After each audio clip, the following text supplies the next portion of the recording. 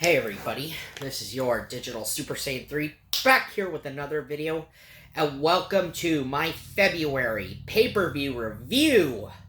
For the month of February, I chose to do WCW's Super Brawl number 3, the White Castle of Fear. That's right, this show, the third annual Super Brawl. Now, Super Brawl, when it first premiered, it was a May pay-per-view. The first edition premiered in May, or debuted in May back in 1991. But then a year later, in February of 92, it became the trademark February pay-per-view from that day forward in 92.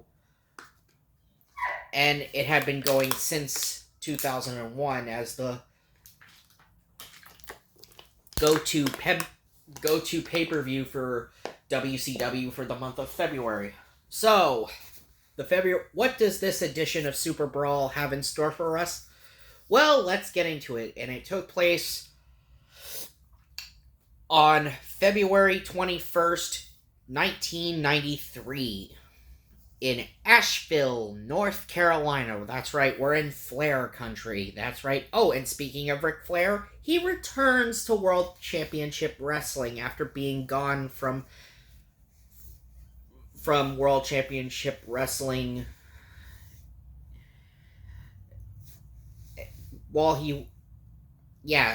he had left World Championship Wrestling and went to the WWF. Now he's back again with WCW in 93, because in early 1993, if you didn't see Raw, he had a Loser Leaves Town match with Mr. Perfect, aka Kurt Hennig.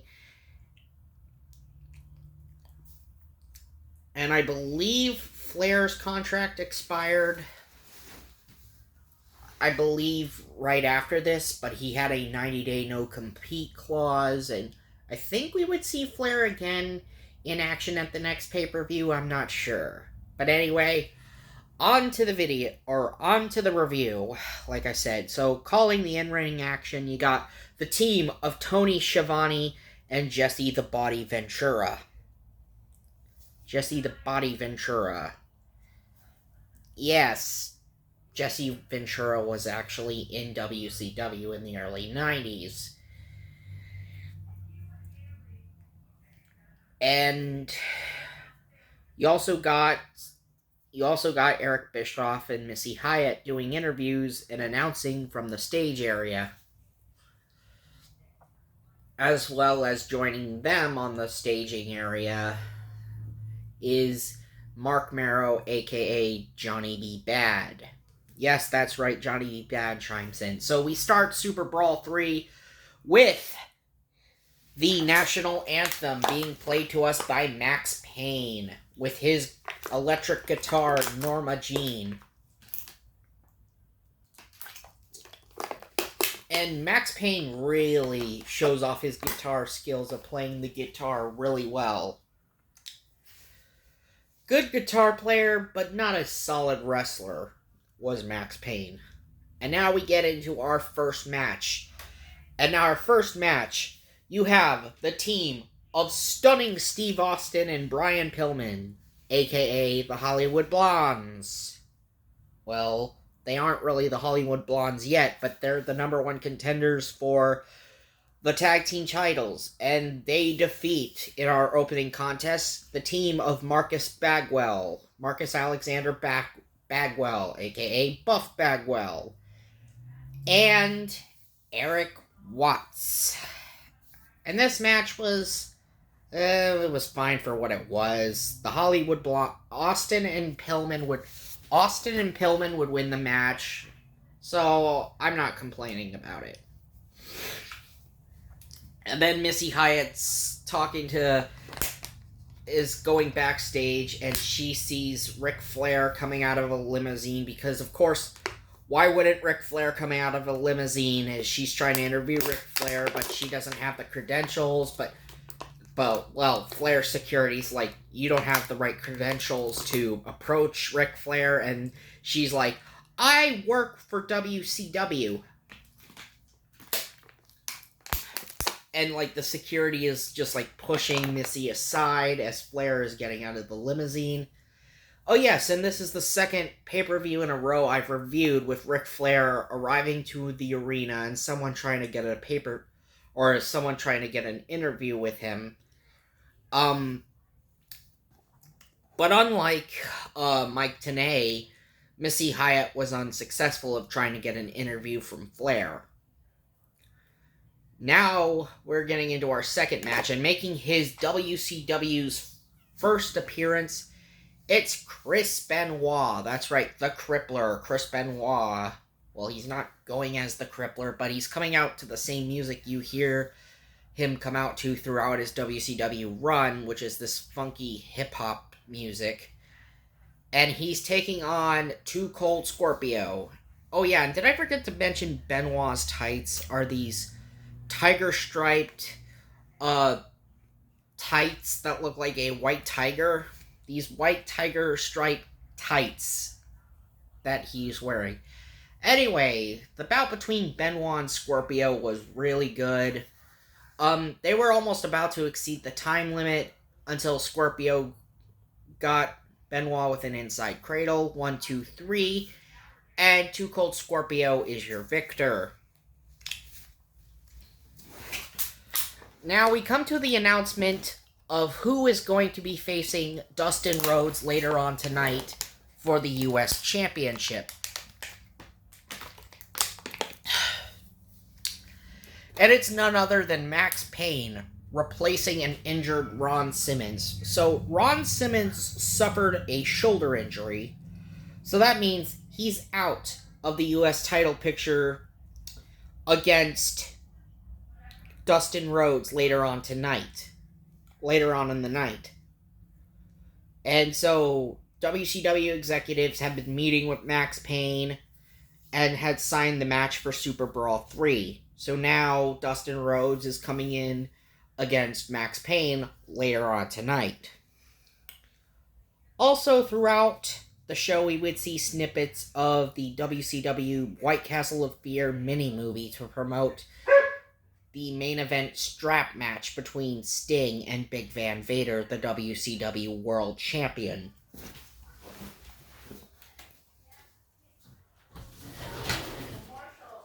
Come on.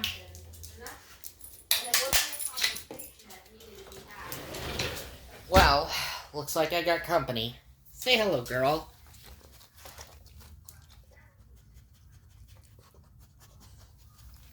And she's got a friend.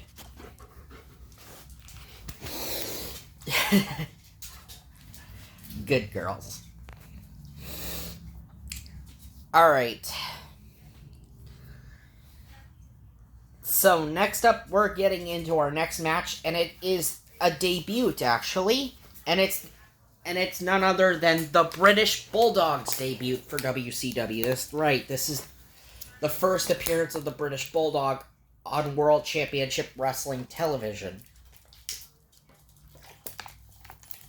And we would see Davey Boy Smith defeat Wild Bill Irwin. Who is this guy again? He's wrestling in jeans. He's called Wild Bill. So this is Wild Bill Irwin. And speaking of Bill, did I forget to mention this pay-per-view was also the last pay-per-view of the Bill Watts era of WCW. So there's that. This pay-per-view was also Bill Watts' last pay-per-view for WCW.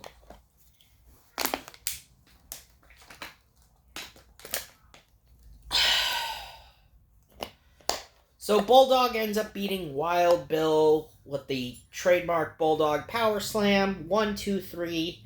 And then Tony Schiavone comes into the ring to get an interview with the Bulldog, congratulating the Bulldog on his win. And then the Bulldog says, "Big Van Vader, I'm coming for the World Championship. I plan to become the WCW World Heavyweight Champion." And that's a promise. So yes, he is basically talking about how he plans to become the world champion. You know, it's kind of a shame that Davey Boy was never the world champion was never the WWE or WCW Heavyweight Champion of the World. It's really sad Bulldog never won the world title. He was a solid mid-carder guy and tag team guy, but world champion, he never got the chance to win. And it's kind of a shame.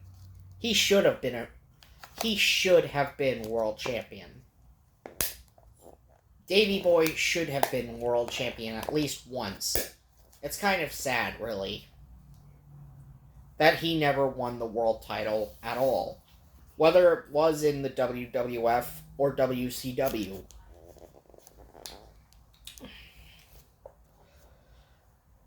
Next up, getting ready. So we have a backstage interview with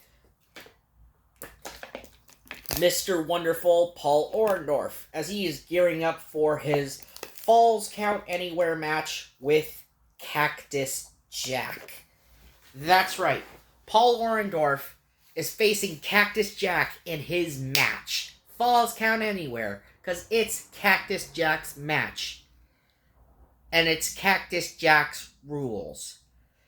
So, right as Orndorff was talking with Eric Bischoff, getting ready for his match with Cactus Jack tries to attack Orndorff with a snow shovel and chases him towards the ring, and thus the match is on. Now, proper introductions weren't in order.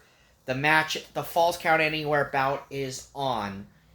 And throughout this match, you see Orndorff work Cactus Jack's knee, as Cactus Jack had been wearing a knee brace. He had suffered an injured knee. But, in true Mick Foley fashion, Cactus stuck it out throughout this match and still managed to pick up the win with an injured freaking knee. Orndorff took it to Cactus in this match. Not gonna lie, it was a pretty dope match between Orndorff and Cactus Jack. Orndorff at the end of the match tried to tease the pile driver, but when he tried to go for it, he got hit in the face with the snow shovel by Cactus Jack. And then Cactus Jack covered him for the 1-2-3, and Cactus Jack is your victor. An awesome, awesome match. And now we get into our next bout, which is supposed to be a traditional tag team match.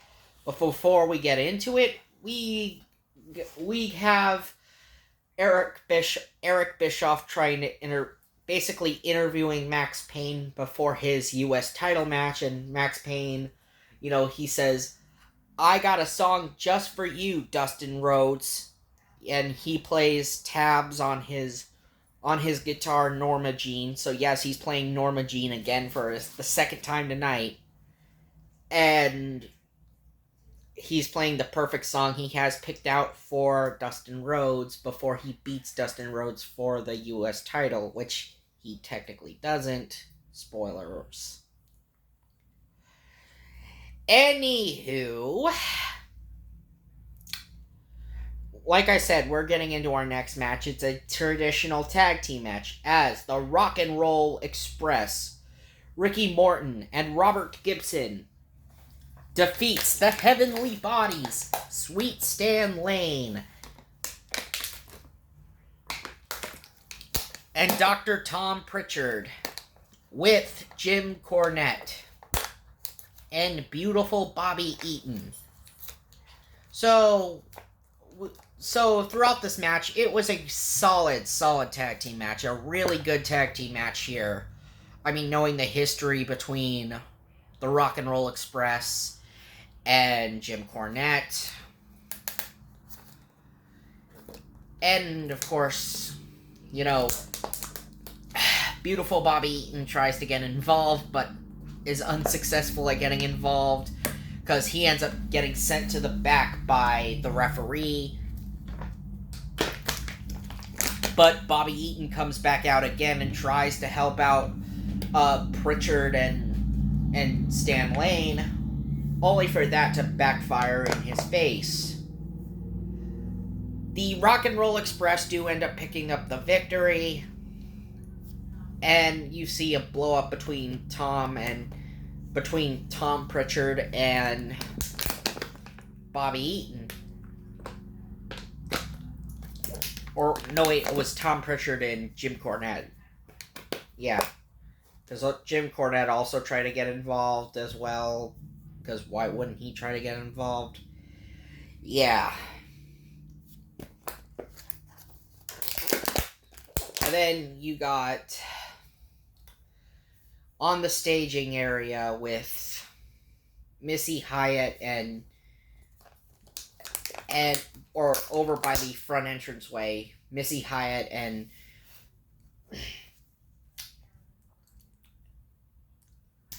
Johnny B. Bad, and Johnny B. Bad's talking about, I heard what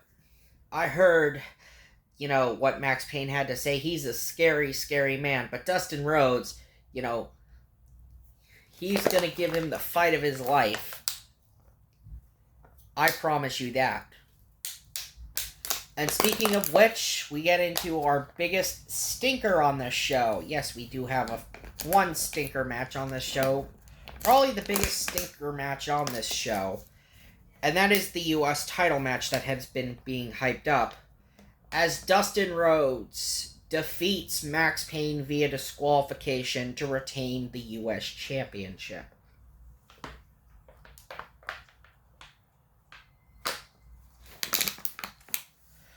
That's right. So, yes, Max Payne ended up replacing an injured Ron Simmons, who was originally supposed to face Dustin for the U.S. Championship, but due to a shoulder injury, Simmons had to be pulled from the match due to the fact that Simmons was injured. I guess, and it can't be helped, really. Now, on to the match itself. Not really a good match at all for Dustin Rhodes. Yes, Dustin did retain retained his title, sure. He did retain the U.S. Championship, but again, it was a really stinker match, and it ended on a stupid disqualification when Max Payne pulled the referee right into Dustin Rhodes. Right when he was giving Max Payne an abdominal stretch. And then the two end up brawling after the bell had rang. The two ended up continuing the brawl, and I think they brawled all the way towards the back, I believe. Or Dustin chased off Max Payne, and Max Payne retreated.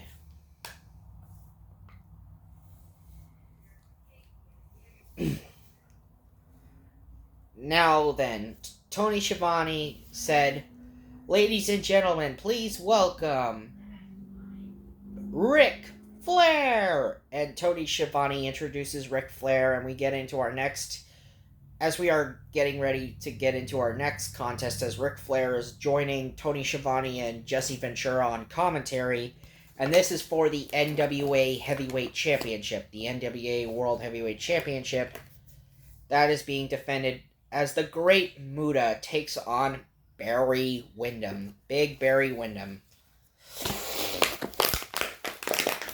And this is under NWA rules. This is under the NWA's rules. If you ram your opponent into the ring post, you are disqualified. If you throw your opponent over the top rope, you're disqualified. So yes, it's under the very strict NWA rules for the NWA's World Heavyweight Championship that's being held by the Great Muta. It's an alright match for the most part. Flair talks about how well he's known both men. And Barry Windham ends up getting the victory and becomes the new NWA World Heavyweight Champion, so I guess I can't complain. What, you want inside?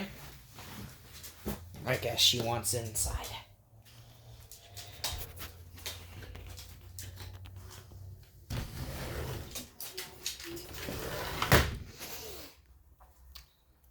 Alright. And now we get into it.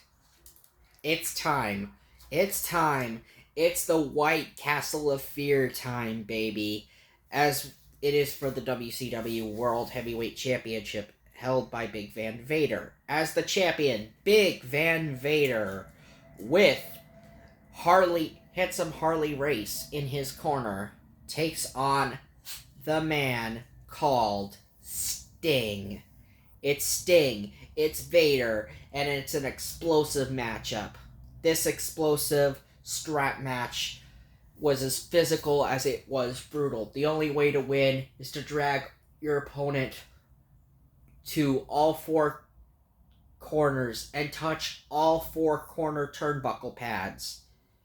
Yes, it's a match where you have to win by touching the turnbuckle pads, but at the same time, you have to beat your opponent to a bloody pulp, and this match was no different.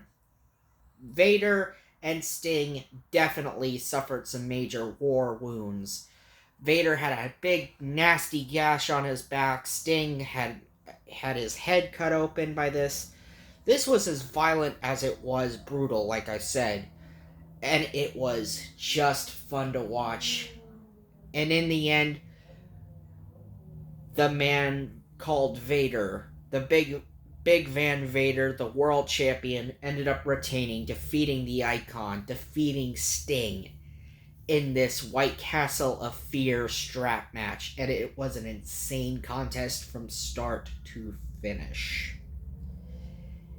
And anyway, so yeah, that was Superbrawl 3. Final thoughts.